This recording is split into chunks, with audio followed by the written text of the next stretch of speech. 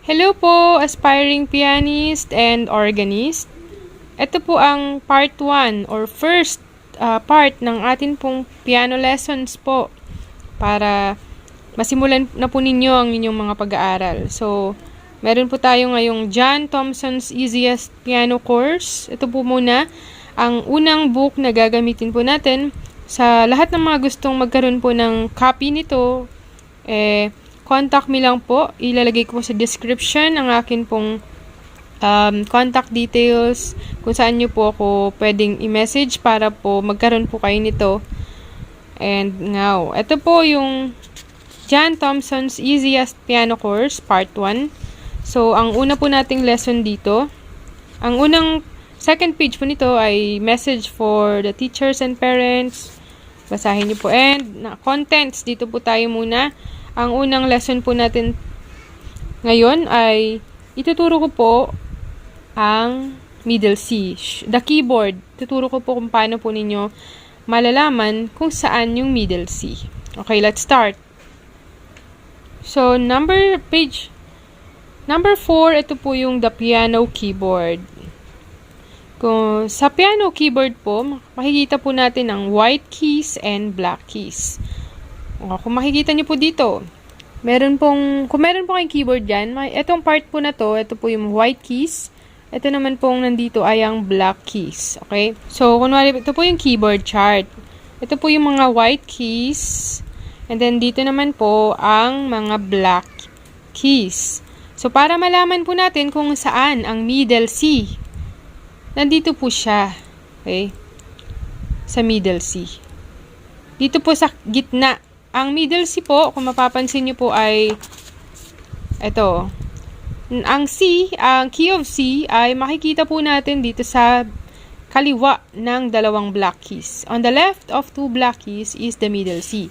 Kung dito naman po tayo sa mismong keyboard, okay, ito po yung, mapapansin nyo po yung sa keyboard chart, merong dalawang black keys, 3 black keys, 2, 3, 2, 3, 2, 3, and 2. So, sa gitna, makikita nyo po yung in the dalawang black keys, nasa kaliwa po niya yung C. So po, ito po yung pinakagitna, middle C.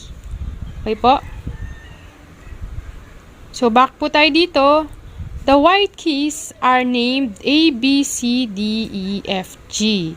So, hanggang G lang po tayo. After ng G, babalik po tayo sa A. So, kunwari, dito po tayo sa keyboard chart.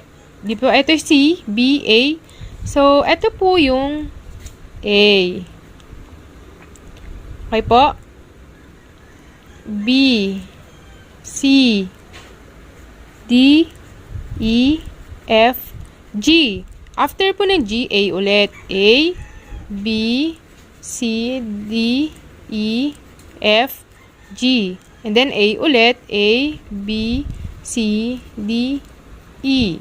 So, i-master nyo lang po yung location ng mga key po na yan. Basta po, yung C ay laging nasa kaliwa ng dalawang black keys. Dalawang black keys, nandito yung C. Dalawang black keys, nandito po yung C. Dalawang black keys, nandito naman po yung C. Dalawang black keys, nandito naman po yung C. Okay po? Basta po yung white keys ay laging A, B, C, D, E, F, G.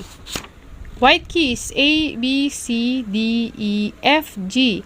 A, B, C, D, E, F, G. And so on and so forth po. Katulad na sinabi ko, ang mga black keys ay nakaka-group into 2 and into 3. So, hanapin muna natin yung mga 2 black keys. Okay, 2 black keys, 2 black keys, 2 black keys, 2 black keys, 2 black keys. Hanapin na naman po natin yung mga 3 black keys. 3 black keys, 3, 3, 3. So, lahat po ng key of C dito sa keyboard chart na po na ito ay C, C, C, C, and C. Now, dito po tayo sa keyboard. Hanapin po natin yung C. Okay po, wait lang po C, C, C, C, Okay, gets nyo na po. Ulitin po natin. C, C, C, C, C. Yan, thank you for watching. Don't forget to like, share, and subscribe po. See you on our next lesson. Always remember that practice makes perfect. Bye-bye!